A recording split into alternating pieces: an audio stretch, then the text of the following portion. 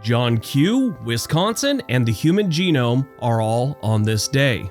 Welcome back to On This Day. Today's date is February 15th, 2023. It is the 46th day of the year. You got 319 days left. It is the 7th Wednesday in the 7th week and the 57th day of winter.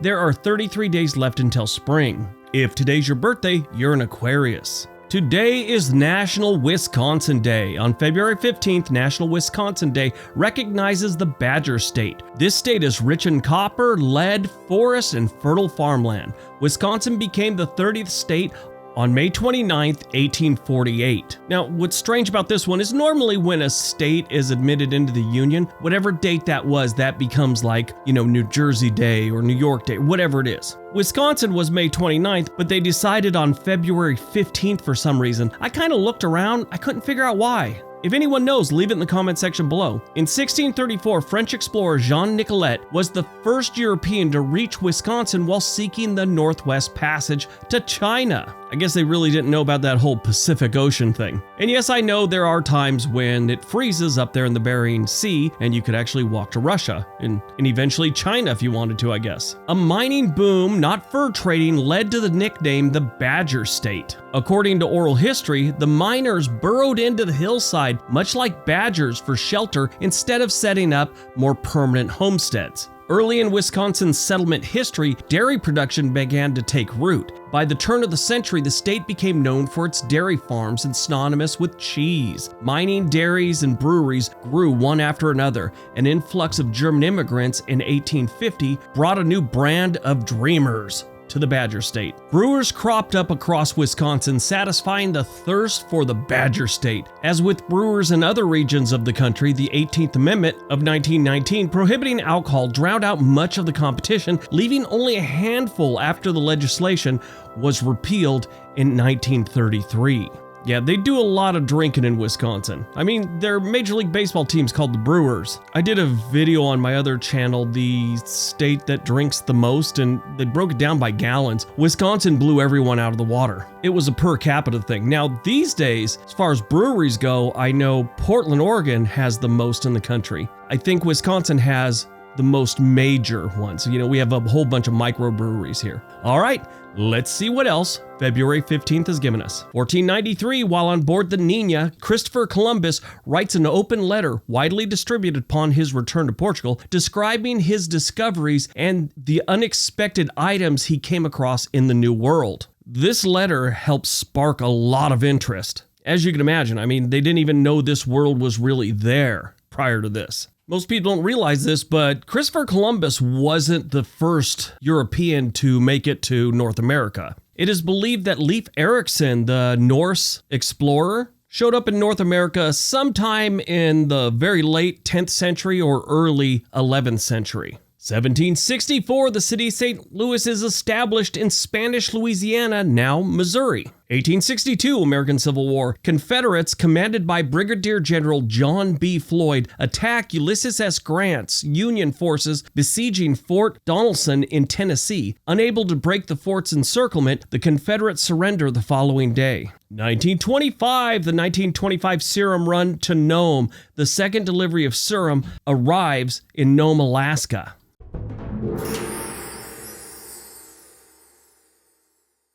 The 1925 Serum Run to Nome is also known as the Great Race of Mercy and the Serum Run. About 20 mushers and 150 sled dogs raced across the frozen tundra to get diphtheria antitoxins to the city of Nome, or the town of Nome at the time. There was a diphtheria epidemic going on, and it was putting a lot of people out. They mushed 674 miles in 5.5 days, saving the small town of Nome and the surrounding communities from developing the epidemic of diphtheria. So in the winter of 1924-1925, Curtis Welsh was the only doctor in Nome. He had 4 nurses working at the small Maynard Columbus Hospital that served the town and the surrounding area. After discovering the hospital's entire batch of diphtheria antitoxin was expired, he placed an order for more. However, the replacement shipment did not arrive before the port was closed by ice for the winter, and more couldn't be shipped to Nome until the spring. A few days after the last ship left in December of 1924, Welch treated a few children that he thought had tonsillitis, initially dismissing diphtheria as a possibility.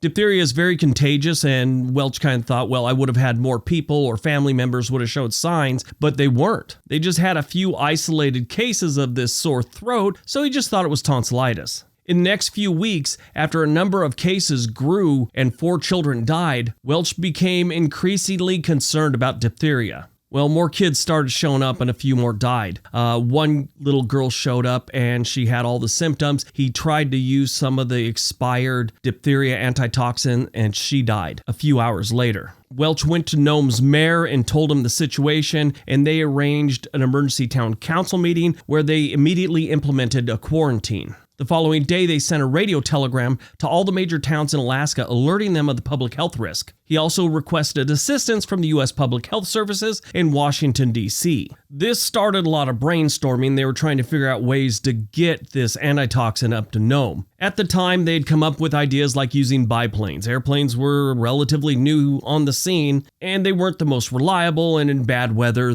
it was probably deadly. They eventually got a hold of all the serum they needed, but it could only make it to Seattle, Washington. Then it would have to be sent up to Seward, Alaska, and it just turned into this big thing. Well, during this time, they found some forgotten vials in Anchorage, which they got to them, so that gave Nome some time. That's when the mushers came in. This was like a mail route, and these guys got the serum and would telegraph ahead for the handoff and what time they'd hopefully be there. And this continued until they got everything they needed to Nome. It's an amazing feat, especially in this kind of weather up in Alaska. 1933 in Miami.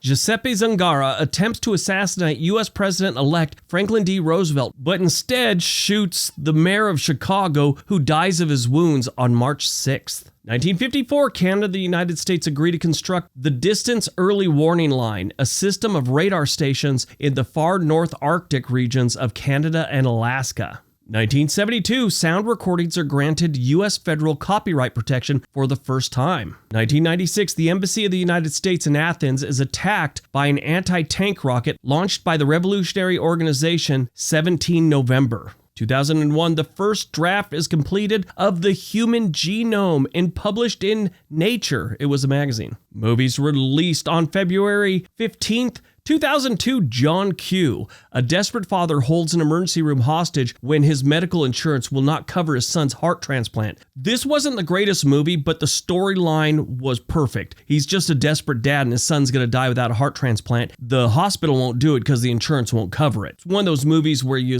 finally sit down and realize, you know what? Insurance companies are evil. It had Denzel Washington, Ray Liotta, Anne Hesh, James Wood, Robert Duvall was in this one, Eddie Griffin, and Ethan Suplee. Interesting movie. I wouldn't go out of my way to watch it again, but if it's on and I've got nothing to do, I'd probably watch it again. Born on February 15th, 1964, Chris Farley, Saturday Night Live star who played leading roles in such comedies as Tommy Boy, Beverly Hills Ninja, and Black Sheep. Tommy Boy and Black Sheep were great. He also played supporting roles in films like Wayne's World, Billy Madison, and Dirty Work. He died of a drug overdose at the age of 33. Died on February 15th, 1965, Nat King Cole, jazz pianist and baritone vocalist whose trio released the classic Christmas song, Chestnuts Roasting on an Open Fire, and so many other amazing songs. I probably mentioned it before, but my grandmother used to listen to that all the time when I was a kid. As soon as I hear anything by Nat King Cole, I think of her.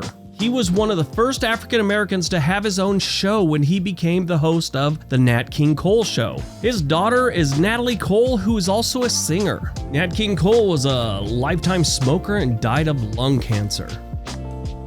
All right, that's today's video. Hope you guys enjoyed it. Hope you got some information out of it. Now go out, have a great day, and be nice to each other.